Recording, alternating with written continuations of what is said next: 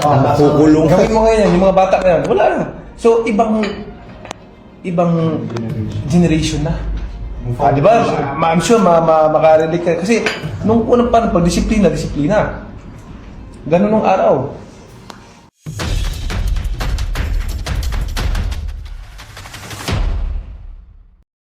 Mga nakagugulat na ibinunyag ni Manny Pacquiao tungkol sa heartbreaks ni Eman Pacquiao at sa mga kontrobersyal na lihim na pagtatagpo ni Sandro Marcos at Alex Ila na nagdulot ng matinding ingay sa politika at palakasan. Isang malaking sigwa at hindi inaasahang kontrobersya ang kasalukuyang yumayanig ngayon sa buong bansa matapos ang ginawang pambihirang pahayag ng pambansang kamao na si Manny Pacquiao. Sa isang eksklusibo at emosyonal na pahayag na mabilis na kumalat sa lahat ng plataporma ng media, formal nang winakasan ng dating senador ang kanyang mahabang katahimikan upang isiwalat ang sinasabing tunay na dahilan sa likod ng mga sunod-sunod na kasawian at lamat sa puso ng kanyang napakalapit na kaibigan na si Eman. Ayon sa mga nakalap na impormasyon mula sa kampo ng boxing icon, napilitan lamang itong magsalita dahil sa patuloy na pagkalat ng mga maling balita at espekulasyon na pilit na dumudungis sa pangalan ng kanyang pamilya at ng mga taong malapit sa kanya sa nakalipas na ilang buwan. Ang hakbang na ito ni Pacquiao ay nagdulot ng hindi mailalarawang gulat sa madla, lalo na't kilala ang pambansang kamao sa pagiging mahinahon at maingat sa kanyang mga binibitawang salita kapag may kaugnayan sa mga sensitibong isyong pampersonal. Kasabay ng pagbubunyag sa mga pampersonal na pagsubok at pighati ni Eman, mas lalong nag-alab ang tensyon sa publiko nang biglang idamay sa issue ang mga pangalan ng anak ng Pangulo na si Congressman Sandro Marcos at ng pambansang atleta sa larangan tennis na si Alex Ila. Lumabas sa mga detalyadong ulat na may mga naganap umanong lihim na pagtatagpo at hindi inaasahang pakikipag-usap sa pagitan ng dalawa sa mga nakalipas na linggo sa ilang eksklusibong lokasyon sa loob at labas ng bansa. Ang mga nasabing pagpupulong na walang sinuman sa pampublikong larangan ang nakakaalam kung ano ang totoong layunin ay agad na nagdulot ng matinding paghihinala mula sa mga mamamayan. Maraming tagamasid sa larangan ng politika ang naghihinala na may malalim at maselang koneksyon ang mga kaganapang ito sa mga susunod na taktikal na hakbang ng dalawang malalaking pamilya sa bansa, partikular na sa usapin ng impluwensya at suporta sa hinaharap.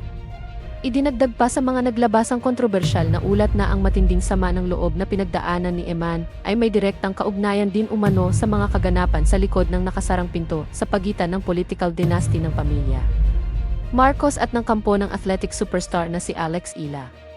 Sinasabing ang mga personal na hidwaan at hindi pagkakaunawaan na nag-ugat sa mga kasunduang hindi natuloy ay mabilis na lumaki at nagdulot ng malaking lamat sa relasyon ng bawat panig. Ang mga pangyayaring ito ang kalaunang naging pangunahing sanhi ng malalim na pighati at sunod-sunod na kasawian para kay Eman na hindi na nakayang manahimik pa. Dahil sa matinding pinsalang idinulot nito sa emosyonal na kalagayan ng kanyang kaibigan. Napilitan na mismo si Manny Pacquiao na pumapel at magsilbing tagapagsalita upang i-depenser ang kanyang kampo at pigilan ang mas malalang pagkasira ng reputasyon ng mga taong sangkot bago pa man ito tuluyang lumala sa mata ng buong mundo.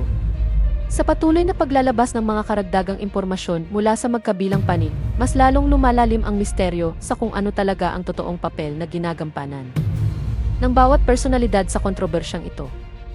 Ayon sa ilang mga bukal ng impormasyon na malapit sa pambansang kamao, hindi na umano nakayanan ni Pacquiao na panoorin lamang ang kanyang kaibigan na unti-unting nadudurog habang ang mga totoong may kasalanan ay nananatiling tahimik at nagpapatuloy sa kanilang mga pansariling layunin.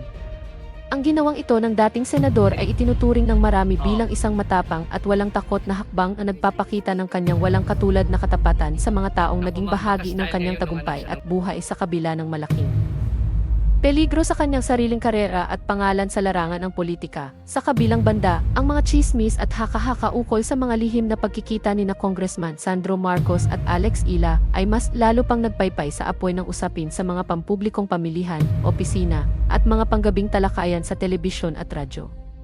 May mga nagsasabi na ang mga pagkikitang ito ay may kinalaman sa mga malalaking proyektong pampalakasan na may nakatagong layuning pampolitika. Habang ang iba naman ay naniniwala na ito ay isang pampersonal na ugnayan na hindi sinadyang nakasagasa sa mga interes ni Eman at ng kanyang pamilya.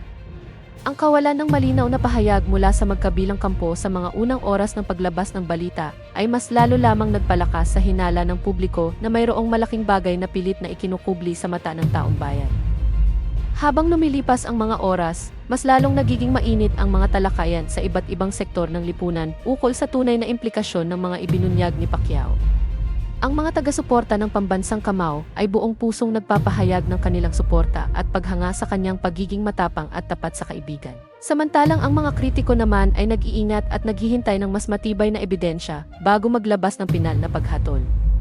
Ang kaguluhang ito ay nagdulot din ng matinding pagkabahala sa mundo ng Philippine sports, kung saan si Alex Ila ay itinuturing na isa sa mga pinakamaliwanag na ehemplo ng kabataan at tagumpay. At ang anumang kontrobersya na pwedeng makadamay sa kanyang pangalan ay maaaring magkaroon ng malaking epekto sa kanyang karera sa International Tennis Federation at Women's Tennis Association.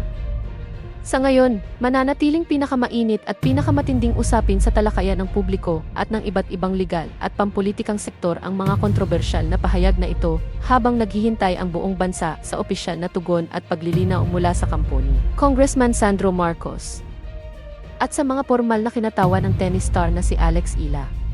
Ang matinding sagupaan na ito sa pagitan ng napakalakas na impluwensya ng politika at ng karangalan sa larangan ng palakasan ay patuloy na nag-iiwan ng napakaraming katanungan sa isip ng bawat mamamayan hinggil sa kung ano pa ang mga mas malalalim na lihim na maaari pang mabunyag sa mga darating na araw at linggo.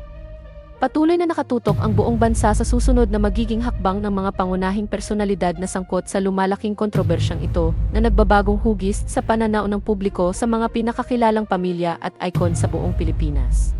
Mga nakagugulat na ibinunyag ni Manny Pacquiao tungkol sa heartbreaks ni Eman Pacquiao at sa mga kontrobersyal na lihim na pagtatagpo ni Sandro Marcos at Alex Ila na nagdulot ng matinding ingay sa politika at palakasan.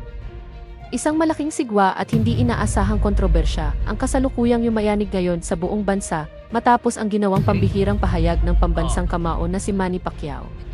Sa isang eksklusibo at emosyonal na pahayag na mabilis na kumalat sa lahat ng plataporma ng media, formal nang winakasan ng dating senador ang kanyang mahabang katahimikan upang isiwalat ang sinasabing tunay na dahilan sa likod ng mga sunod-sunod na kasawian at lamat sa puso ng kanyang napakalapit na kaibigan na si Eman.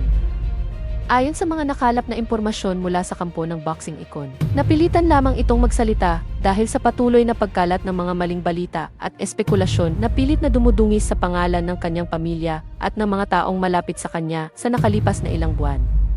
Ang hakbang na ito ni Pacquiao ay nagdulot ng hindi mailalarawang gulat sa madla, lalo na't kilala ang pambansang kamao sa pagiging mahinahon at maingat sa kanyang mga binibitawang salita kapag may kaugnayan sa mga sensitibong isyong pampersonal. Kasabay ng pagbubunyag sa mga pampersonal na pagsubok at pighati ni Eman, mas lalong nag-alab ang tensyon sa publiko nang biglang idamay sa issue ang mga pangalan ng anak ng Pangulo na si Congressman Sandro Marcos at ng pambansang atleta sa larangan ng tennis na si Alex Ila. Lumabas sa mga detalyadong ulat na may mga naganap umanong lihim na pagtatagpo at hindi inaasahang pakikipag-usap sa pagitan ng dalawa sa mga nakalipas na linggo sa ilang eksklusibong lokasyon sa loob at labas ng bansa.